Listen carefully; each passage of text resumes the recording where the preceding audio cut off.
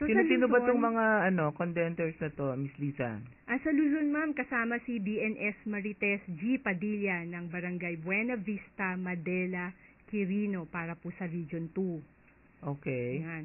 Si BNS Irene Villanueva ng Barangay Calabuso, Tagaytay City naman po, ang sa Region 4A. Okay, ang Calabarzon. Oo. Opo. Si BNS Marilu P. Cañete ng Barangay Concepcion Grande, Naga City para sa Region 5 naman po. Oo, parang last year si Miss Marilu na ang contender from Region 5. Oo.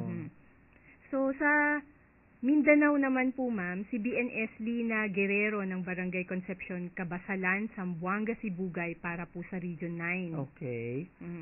Si BNS Merlinde Hubala ng Barangay Tabok, Opol, Misamis Oriental para sa Region 10.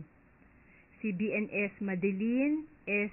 Gulane ng Barangay Alejal, Carmen, Davao del Norte sa Region 11. At mula po sa lugar ng napaka-exciting, ma'am, pambansang kamao, si Manny Pacquiao, ay si BNS Gemma Selgas ng Barangay Upper Biangan, Malungon, Sarangani. Oo, parang parang mas marami yata ng representation ang Mindanao, Lisa? Opo, ma'am, mas marami po kaysa dun sa Luzon.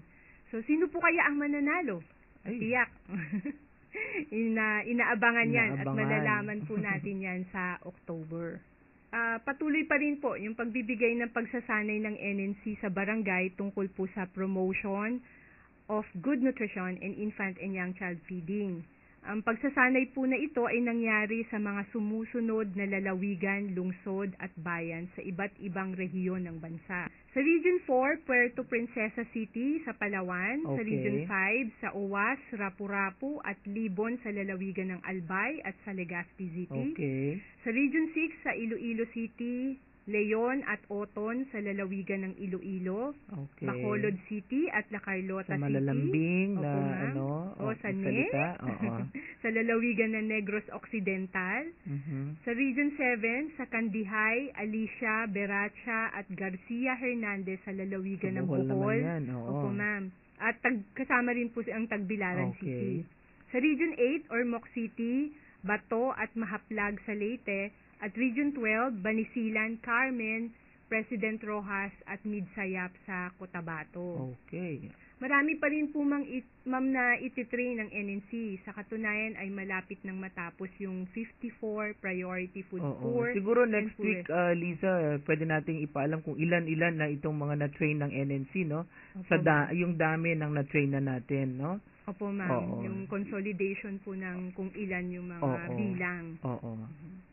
Sige. At ganun din po, ma'am, yung atin pong mga masisipag na Regional Nutrition Program Coordinator kasama ang kanilang staff ng NNC Regional Offices ay patuloy pa rin po yung pagbibigay nila ng technical assistance sa ating mga Nutrition Action Officer at mga miyembro ng local nutrition committees para maayos po nilang magampanan ang kanilang tungkulin at mapabuti ang kalagayang pangnutrisyon ng kanilang mga lalawigan, lungsod o bayan.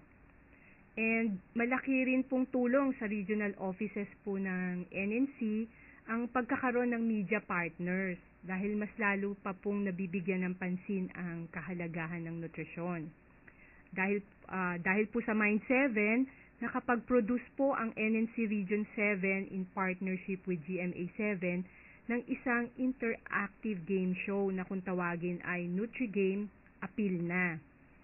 Ang balay ni Ifan naman po na ito po yung pangalan ng media partner ng NNC Region 2 na tumutulong naman para mabuo ang IDA Jingle Plug na ang objective po ay maipaalam sa mga mamamayan ng Cagayan Valley Region na ang anemia ay pwedeng maiwasan at mapuksa sa pamamagitan ng tamang impormasyon at wastong nutrisyon. Siguro sa susunod na mga episodes natin, Miss Lisa, i-report din natin yung ibang media groups naman ng ibang region ng National Nutrition Council, no? Ay, opo, ma'am. Kasi parang very active itong Mind 7 at saka Balay ni Ifan, pero hindi natin nariringgan pa yung mga iba.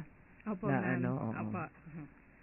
At ang NNC-NCR ay kabilang sa mga dumalo po ng Second Breastfeeding Support Group Convention na inorganisa ng Center for Health Development for Metro Manila noong 11 po ng Agosto. Okay. Ito po ma'am ay dinaluhan ng mahigit na 1,200 miyembro ng breastfeeding support group sa buong Metro Manila. Okay. Isa sa mga tinalakay ay ang pagbabahagi po ng piling mga local government units ng kanilang mga naging karanasan kung paano sila nakabuo ng breastfeeding support group. At matutuwa po kayo, Ma'am Bernie, kasi lahat po ng nag-share ng kanilang mga experiences ay malaki po yung naging pasasalamat po nila sa NNC. Wala pong anuman. Clap dyan. Sabi kasi nila, kung hindi daw po dahil sa training na nakuha po nila sa NNC noong 2007 saka 2010, ay hindi po sila makakapag-organize po ng breastfeeding support group. Okay. Na pinagmamalaki po nila ngayon. Dahil naging malaki po yung pakinabang nito upang mabantayan yung mga buntis at mga nagpapasusong babae sa kanilang lugar. Okay. So, ayan po Ma'am Bernie ang aking ulat tungkol sa accomplishments ng nutrition community nitong nagdaang linggo. Okay, maraming salamat Miss Liza, ang ating reporter sa One Nutrition, One Nation. At kami po ay magbabalik kaagad-agad. Diyan lang po kayo. One Nutrition, One Nation. Alam niyo ba na ang palagiang pagtingin o pagbabasa sa label ng biniling produkto ay isang paraan upang makasiguro na ligtas ang iyong kinakain. Dito kasi nakalagay ang nutritional content ng isang produkto tulad ng dami ng calories, fats, protein, sodium, vitamins at minerals, at malalaman rin dito kung kailan ginawa at ang expiration ng pagkain. Wastong nutrisyon. Alamin, gawin at palaganapin. Isang paaralang hatid ng National Nutrition Council ng Department of Health. Alam niyo ba na mahirap at magastos sa magkasakit sa puso, diabetes at cancer? Para manatiling healthy, iwasan ang pagkain sagana sa asukal, taba, mantika at asin. Palaging basahin ang etiketa ng mga produktong pagkain para malaman ang taglay na kalorya, taba, asin at asukal ng mga ito. Wastong nutrisyon. Alamin, gawin at palaganapin. Isang paaralang hatid ng National Nutrition Council ng Department of Health. One Nutrition, One Nation. Nagbabalik po ang One Nutrition, One Nation. Last week ay binati natin si RNPC Parolita Mission ng National Nutrition Council Region 7 dahil siya po ay ginawaran ng Cebuana Trailblazers Sugbuanang Taguna. Ewan ko kung tama po ang aking pagkaka-pronounce. Pasensya na po. Mamaya tanungin natin kung tama yung aking pronunciation. Siya po ay ginawaran ng Cebu Provincial Women's Commission noong August 1 sa ginanap na 442nd founding anniversary ng Cebu Province. Kaya naman ngayon ay alamin natin mula sa kanya mismo ang kanyang naging experience. So, hello at masustansyang hapon, Miss Letlet. Isang masustansyang hapon din sa iyo, Ma'am Bernie. Congratulations. Thank you po. Ano ba tong Cebuana Trailblazers Sugbuanang Taguna? Tama ba yung aking pagkaka-pronounce? Tamang-tama ka, Ma'am Bernie. Okay. Talagang Cebuano ka na. Trying hard. Oo. So, anong ibig sabihin muna ng Sugbuanang Taguna, Miss Letlet? Actually, itong Cebuanang Taguna, Ma'am Bern, ay ito ang Cebuano translation ng Cebuana Trailblazers. Oo. Ginawa ito sa mga kababaihan na taga Cebu, 60 years old or over. Aha. Nabuking tuloy. At ano naman yung criteria sa paggawad daw ng ganitong award? Yeah, yun, isa sa mga criteria yon na dapat 50 years old ka na, nakatira sa Cebu, at the major variable doon is yung nagsagawa ka ng pioneering work kung nag-trailblaze ka at naging successful sa pinili mong profesyon or gawain. Okay. At saang ano ka naman aspeto ginawaran? Ano daw yung iyong special accomplishment? Yeah, kinilala tayo bilang Health and Nutrition Vanguard for the Underprivileged. Sa mga trainings at mga pagsasanay na ginawa natin sa mga ating mga kaibigan, mga mga kakomunidad in Okay. terms of health and nutrition. Kailan kayo ginawaran?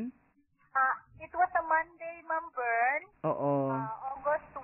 Okay. Doon sa social hall ng Capitol. Oo. ng governor ng Cebu Province. Okay. At saka ng Si mga, Madam Gwen. Sino mga nandun na nag-award sa'yo, Miss Letlet? si Governor Gwendolyn Garcia. Garcia? Kasama din yung chair ng Provincial Women's Commission. Okay. At saka yung secretariat body nila na ang legal Sino yung chair ng Women's Commission? Sino yung chair? Agnes Magpali. Okay, Agnes Magpale. Okay. Champion. Okay. Okay, so very, very good, ah. Nag-trailblaze ang ating Regional Nutrition Program Coordinator ng Region 7.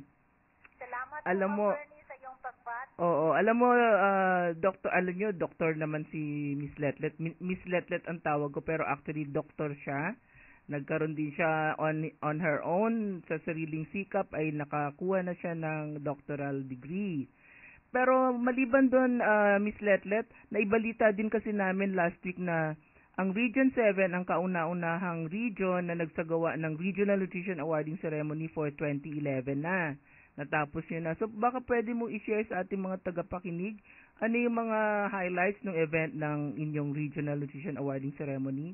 Yeah, salamat sa opportunity na mag-share ako dito sa ating mga tagapakinig. Oh, sa sige, ating One Let. Nutrition, One Nation, Oo. sa buong bansa. Oo. Sa buong bansa ko. So anong highlights ng inyong awarding? Oo. So nagsagawa tayo ng ang NNC Region 7 sa ating taunang Regional Nutrition Awarding Ceremony. Okay. Tinawag natin dito sa Region 7 na Grand Nutrition Awards for 2011. Okay. Ito ay pagkilala natin sa ating mga exemplary performers, Mhm. both sa local government units at saka sa ating mga frontline nutrition workers, which are our heroes, mga barangay nutrition scholars dito sa Central Visayas. Ma'am Bern, ginawa natin ito noong August 5 sa Cebu Park Lane International Hotel dito sa Cebu City. Okay. Oo. Marami bang umattend? Yeah, oo, marami. Mga ilan? It was a well-attended event. In fact, nag-expect tayo na about 250 yung participants. Pero halos dumoble ang dumalo. Okay. Kasama natin ang Governor Edgar Chato ng Bohol. Bohol, Vice oo. Governor Agnes Magpali ng Cebu. Okay. Mayor Aurelio Espinosa ng Toledo City. Hindi ka naman naubusan ng pagkain, ha? Siyempre, dapat busog sila. Dapat, yun, kaya we make it sure na, dagdag na, sige, magdagdag. Magdagdag na tayo. As usual, laging dinudumog pagka-event ng National Nutrition Council. Oo nga talagang parang na talaga natin yan, trademark. Oo. Sige, maraming salamat muna, Let, ha? Miss Letlet, kasi kulang lang tayo ng oras ngayon, pakonti-konti lang muna yung ating mga interview, pero hayaan mo at sa susunod na pagkakataon ay kakalampagin ka namin para ma-share mo naman ang iba pang nangyayari sa Region 7. Okay, Ma'am Sige. Bernie, and of course, we are very much grateful sa iyong support, guidance, and encouragement dahil nagawa namin ang mga events namin dito sa Region 7 with your very, very supportive support na binigay sa amin. Sige, thank much you. po. And congratulations ulit sa iyong achievement. Thank you very much Oh. po, Ma'am Bernie. Okay, magbabalik po ang One Nutrition, One Nation.